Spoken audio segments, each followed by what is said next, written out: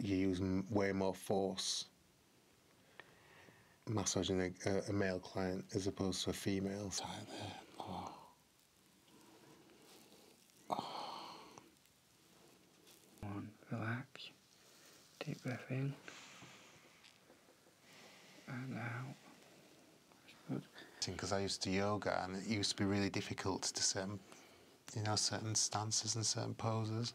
I'll be all over Instagram shirt off all the time. Today we're here with Jonathan. You may remember Jonathan. He runs a clinic in Sheffield called Spirit of Man. It's a men's only clinic where he does massage and treatments such as facials, body hair removals, purely for men. And we did a little video of me there when he gave me a facial. I also did like a chest and neck massage, and today I'm going to be doing the same pretty much with Jonathan. And he complained to me before he came that his shoulders are hurting, his back's hurting, his arms are hurting, his hands are hurting. Anywhere else hurting? Wrists. Wrists are hurting. I think it's because all my clients, especially massage clients, are guys, so you use way more force massaging a male client as opposed to a female, so I think that does take its toll. Definitely. Now, just to throw a spanner in the works, I don't necessarily agree with that, because I've had some women in that I've sweated blood and tears working on, and then I've had a bodybuilder in and I've barely had to use any effort whatsoever. Okay. So I think it just depends on the individual rather than the necessary sex of a person. But yeah, overall, men are more muscle dense. Exactly, and this is a thing. Quite normally, I get all different body types, but the last 2 weeks I've had quite a lot of muscular guys, so with obviously issues, so you're definitely using more pressure. And that's the thing, Jonathan gets a lot of professional footballers and a lot of professional boxers in his clinic, so he's dealing with quite a lot of athletes, so you're going to get that. I mean, me personally, I find the hardest people to actually work on is manual workers. Men who spend 8, 10, 12 hours a day just doing hard graft, whether they're laying new roads or working on the railway, because they build like a thick set like muscle that's really hard to work. Do you find that? Well, for me, it's like footballers. If you're working on the legs, they're like, it's just solid muscle. Absolutely. Boxers, shoulders, arms, neck, again solid muscle. So it's just thick, dense muscle, which is obviously needs more pressure.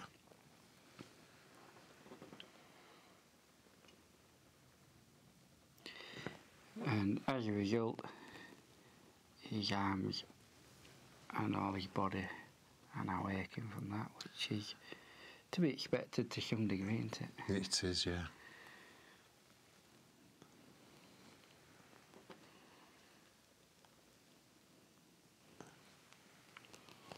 Now, we just filmed a silent light touch video, and in that it's evident that there's a lot going on with the right shoulder. It's raised. You can see that the trap is higher and tighter, shorter. The neck looks slightly bunched up on the right side. Likewise, the scapula wasn't in correct position. Now that could be partly down to his work, but you also mentioned you believe that's down to how you grew during puberty, didn't you? Yeah, because I was very flexible as a child, but I think once I hit puberty, I lost a lot of that flexibility, and I think that was down to, I think I was diagnosed with slight scoliosis. Right. So a little slight curvature of the spine. I think that's, so my posture's off slightly. See, that's really tight there. Oh. So yeah, it affects my right side more than my left.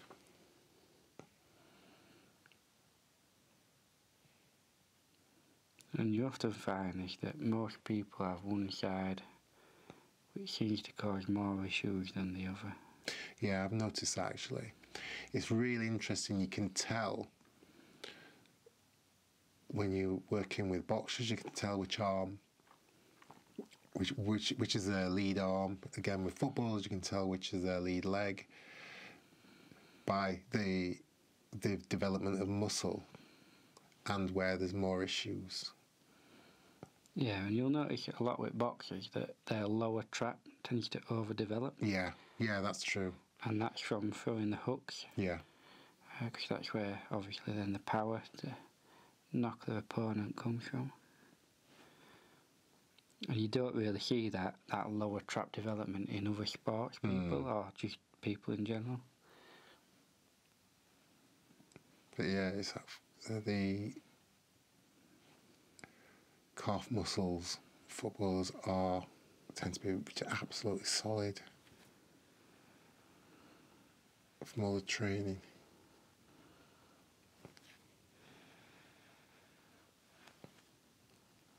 Is it mainly Sheffield Wednesday or United that come to you? It's both. Is it? Yeah. Have you found you started getting them from other clubs further afield? I have had from Grimsby. Oh, really? So clearly your name's getting out within that sort of people, isn't it? And it's good because obviously some of my Instagram feeds, and then the beauty of it is then other guys that have always thought about having treatment see their favourite footballers having treatment, so they book in, which is really good. Normalise it then, doesn't it? Yeah, exactly. Because it is an industry it's lacked the services just for guys. There's always the barbers, but having other grooming treatments is really lacking in the industry. I mean, I know a lot of like beauty salons will offer guys, but it's just that awkwardness of going somewhere and you're one guy walking into a beauty salon with 20 other women. It's quite intimidating. And for me, I just love the fact that guys come who've never had treatments. That's really important. And also what I've found, and it's good because guys don't talk about stuff, and it's good that they come and they will talk and open up. And this is why suicide rate in guys is so high, because they don't talk about any issues.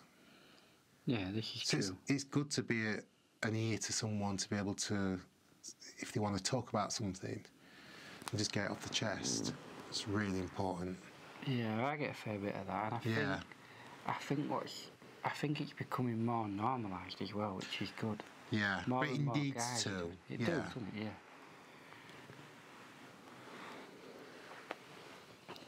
Right, what we're going to do, we're going to do a little muscle energy technique with your neck. Yeah. So what I want you to do, when I tell you, is push your head into my hands. Yeah. But you're only using 30% effort. And then when I tell you to relax, take a deep breath in and then slowly breathe out. Right. And I'm going to move your head, but I don't want you to do it, okay? Yeah. So, okay, let's just, right. 3, 2, 1, push down. That's it, perfect. Keep going. Keep going. 3, 2, 1, relax. Deep breath in. Slowly out. Okay, good. And then from there, I want you to push down again. Keep going. Keep going. 3, 2, 1, relax. Deep breath in. And out. That's good. And from there, push down. Keep going. 3, 2, 1, relax. Deep breath in. And slowly out. Okay, one more time. Push down.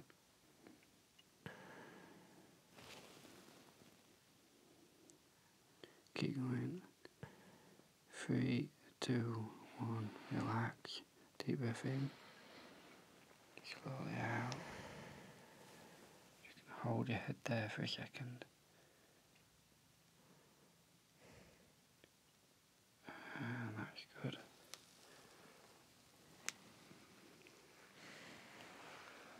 How does that stretch feel? It's good. Feel it going down your spine? Yeah. That's good. I think that's it though. In the industry I work in, you're on your feet up quite most of the time, and obviously your posture is really important, as you'll know yourself when you're doing certain massages. Yeah, and it can be difficult. I mean, in an ideal world, I suppose you could have, I don't know about your bed actually, I can't remember, did you have one of them? Mine's hydraulic, yeah, it can lift it up and down, it's brilliant. So it does help a lot.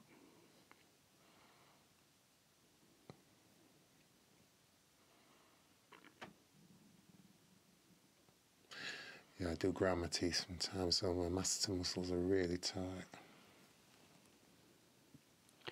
Well, the reason I'm working it is you often find that people with shoulder problems, the sternocleidomastoid mastoid is tight.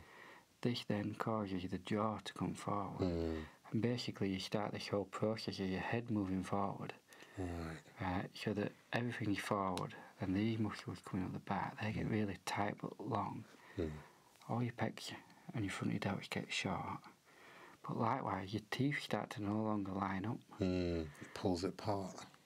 Exactly. So your jaw's going one way and the rest of your skull's going the other almost.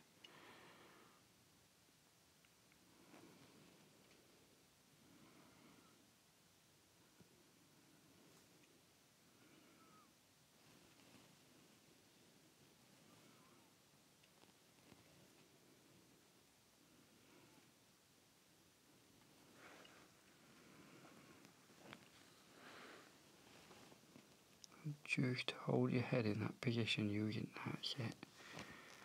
Okay, keep it hold there. Now slowly let it lower to the table. That's tight. Yeah?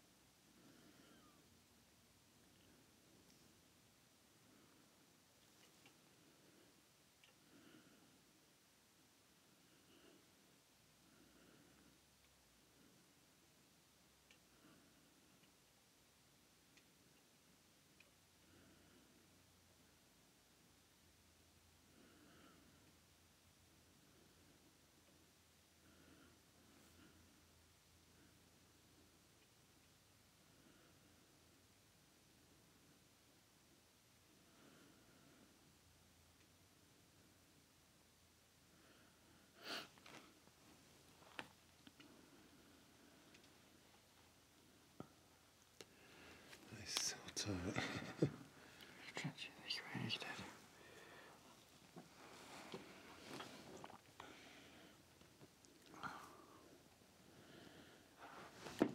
We're going to do this again, like just how we're going to do that muscle energy technique. But this time you're going to push your hand, your shoulder into my hand. Right. Yeah, so you don't have to do it much, and I'm just going to resist. And then when I tell you to relax, just take a deep breath again. So it's probably not going to move much, probably less than a centimetre, but you'll really feel it opening that trap up. Right. Okay, so 3, 2, 1, begin. A little bit more. That's it, perfect. Keep it up. 3, 2, 1, relax. Okay, and again.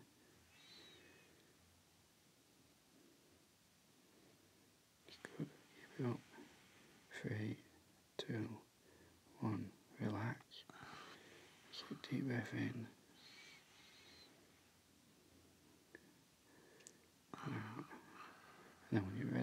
time. Push up.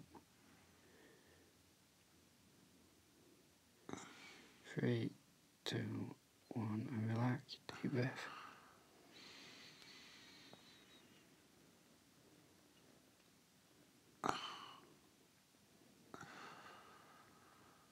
Okay, good.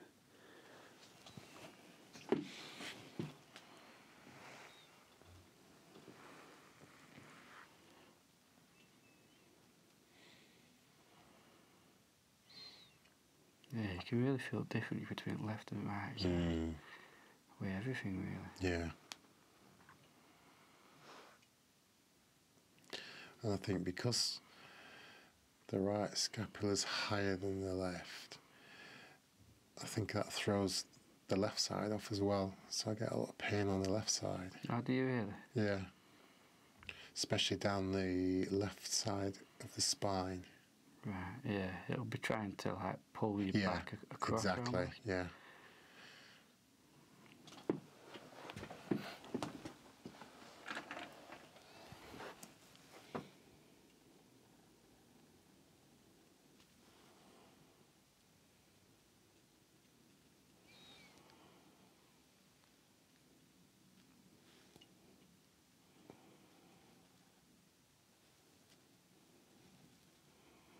Oh God, that's so tight.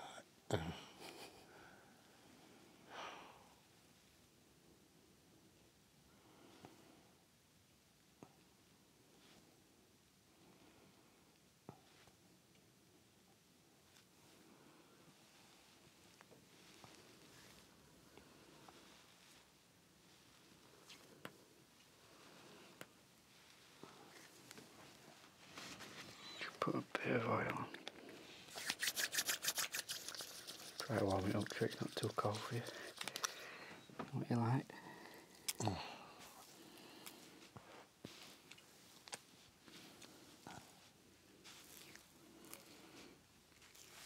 Which side feels tighter? Which one? Yeah. The left, actually. I was going to say, this do feel quite tense. Yeah, you know. that's tight there. Yeah.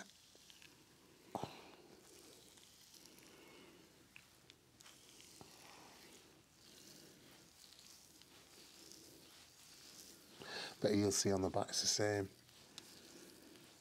Do you ever use any pin and stretch techniques in your treatments? No. In a minute I'm going to pin your pec and stretch it.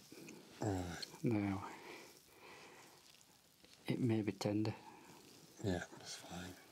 I use sometimes I use the myofascial release. Yeah.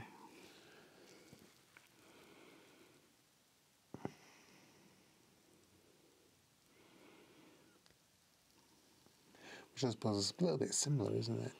In that respect.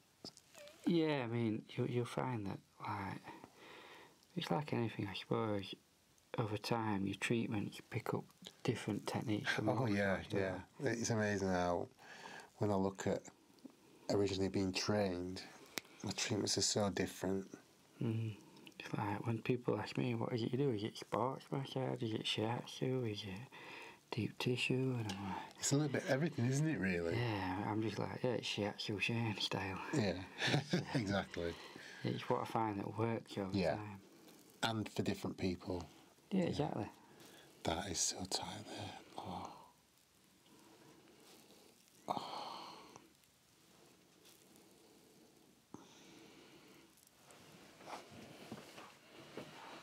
Okay.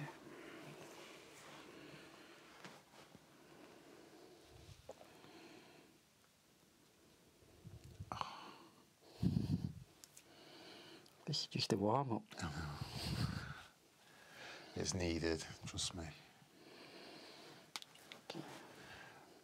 It's interesting because when I do consultation forms and what kind of massage do you like, and someone puts like light, I'm like, well, it's just going to be tickled because you need a bit of pressure. I'm surprised people put that, to be honest. I don't even ask people. Well, my form asks them. Nowhere have I ever asked anyone. or about pressure. medium pressure now. So, well, you might have some medium, but some might not be. Because if I find somewhere needs working, we need to work on it.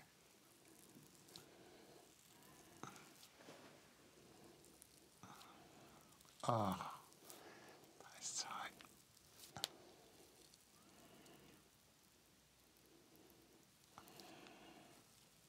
I think the key thing in all, when it comes to pressure, is finding that sweet spot. Yeah.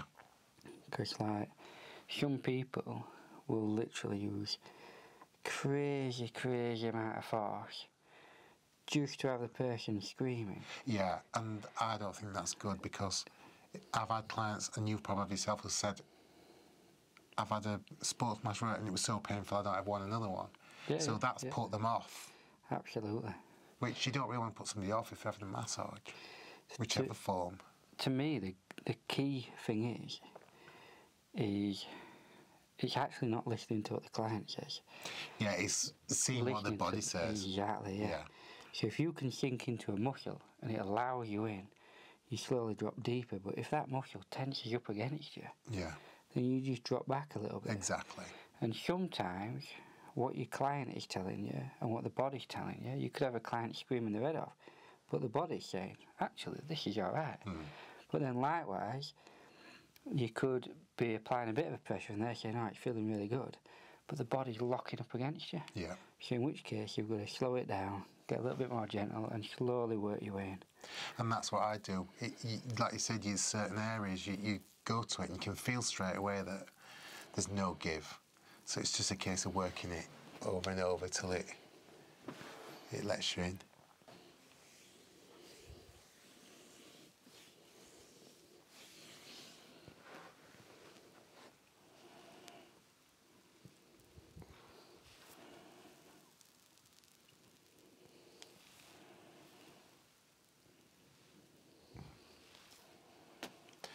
I don't know about you, but I try and get my clients to book in at least once a month, because you'll find that they'll tend to wait till they get injured and then come to you. Yeah. So prevention is better than Well, you're quite right. injury. I mean, clients often ask me how often they should come. And I say, well, it depends. If you've got something wrong with you, then come as often as you can until you get to where you're happy with. Yeah, and then once a month for me works. And then working out basically what works well for you. For some people it might be every 2 weeks, every 3 weeks, 4 weeks, 5 weeks. I've even got one lady who books you in twice a year. Right, okay. Never know more than that. Yeah, and she'll book them in like a year in advance. And it works for her, so you know.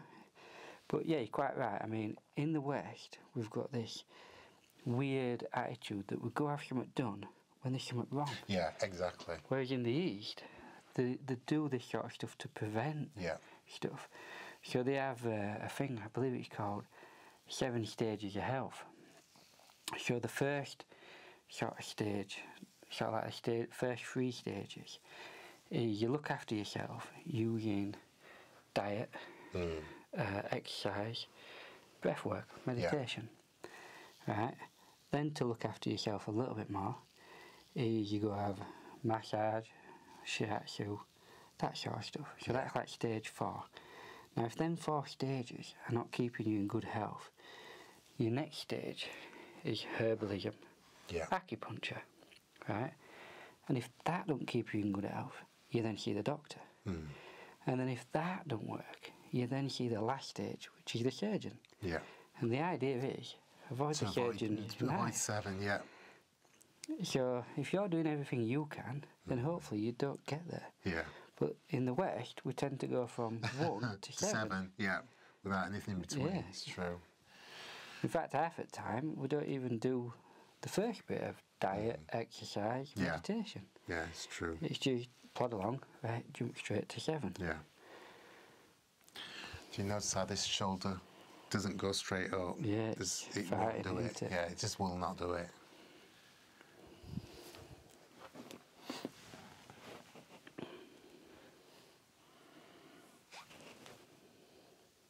Has it always been like that?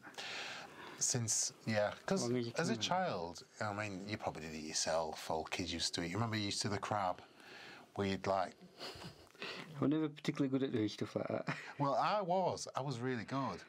But as I said, once I hit puberty, it went out of the window because the shoulder will not...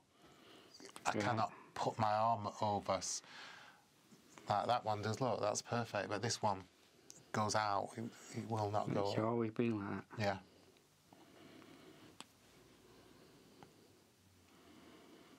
Which is frustrating because I used to yoga and it used to be really difficult to certain, certain stances and certain poses. You still do yoga? No, and I miss it because it was so good.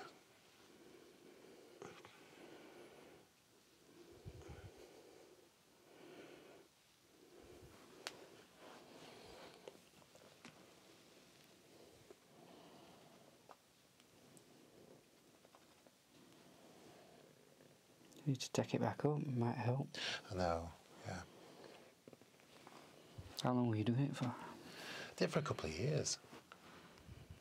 And what happened was, in my previous career, it was really difficult to get. And then my yoga teacher, she changed all the times. Right. She adopted a child, and all the times changed, and I couldn't get to the classes. So I never really pursued it again after that. Well, there's quite a lot of yoga teachers. But there are now, isn't there? yeah, there's a lot, yeah. So, there should be classes that suit, especially near where you live. Well, cause it's because it's been such a hectic 2-3 years, obviously with the COVID, and then setting up my business and finishing off all my courses. It was so difficult to fit anything in. Yeah. But now things have settled a little bit. It's getting to the point where I can have a bit more time to start looking. Well, it's one of them things, if that's your main form of exercise, it's, you want to keep it up, don't you? Like for the last couple of years, my main form of exercise, believe it or not, has been Thai boxing. Yeah. But it's something, isn't it? You're doing something. Yeah. You keep it moving. Having to take a little bit of a break at the minute just because our coach, he had an heart attack. Oh, that's not good. No, which you won't believe it considering how fit and healthy he is, But I mean, before I used to go to and do classes, because I can't do the gym. I just can't motivate myself to do an hour in the gym running. Yeah. And so I used to just do an hour class, you've done what you need to do. But then once restrictions were lifted, it was so difficult to sort of motivate yourself. I mean, I know a lot of people was in the same boat, just trying to get back into it. So difficult. Yeah. I had quite a good physique. But you didn't think you did then? No, I didn't. Yeah. And if I'm honest, if I'd have been...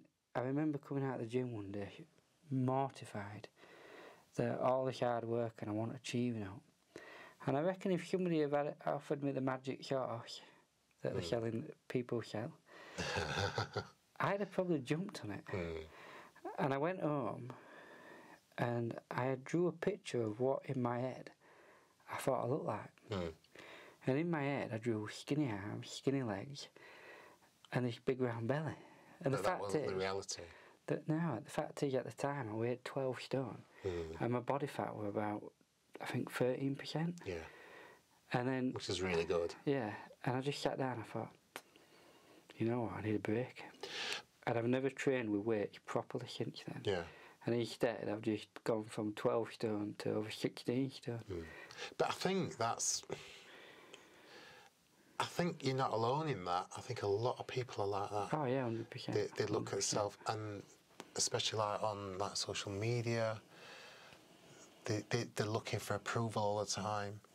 They'll put pictures on, and if someone makes a comment, then it really knocks the confidence. Oh yeah. But they look absolutely fine. Some of the pictures you see, and they say, "Oh, I need to be this, I need to be that," and they actually look absolutely fine, but in their head, they don't think they do. No. And to be honest, I'd probably end up exactly back there again. I reckon if I had like a six-pack and like were built like that, I'd be all over Instagram shirt off all the time. Yeah, look at this. It's a dangerous game what social media can do to people. Oh, yeah. Especially if they've already got that going on anyway. Well, that's it, and it's not just that. Then obviously, people, celebrities that you look up to, aren't showing the real selves because they're using different filters and different apps to make themselves look thinner, make themselves look younger, and then obviously that unrealistic expectation that someone following them has is like, well, why can't I look like that? And have you seen what you can do with these fellas? Unbelievable. I don't know if you saw it, I was giggling made off a few months ago. And I'd seen this filter, and I thought to myself, they don't look like that. But it told you what filter they used. So, and it's one that girls use a lot because it makes the cheeks bigger and the lips bigger. So I did it on me. Ah, have you tried it? I've and tried I that one. was laughing so made funny. off. And I was like, all I need now is a wig. But again, talking about how advanced it is, there's an app where you can. It uses your face and then it puts it on films. Yeah, Clips of films, like crazy, isn't it? And it's absolutely unbelievable, and it looks so real. It's amazing. It's wild, isn't it?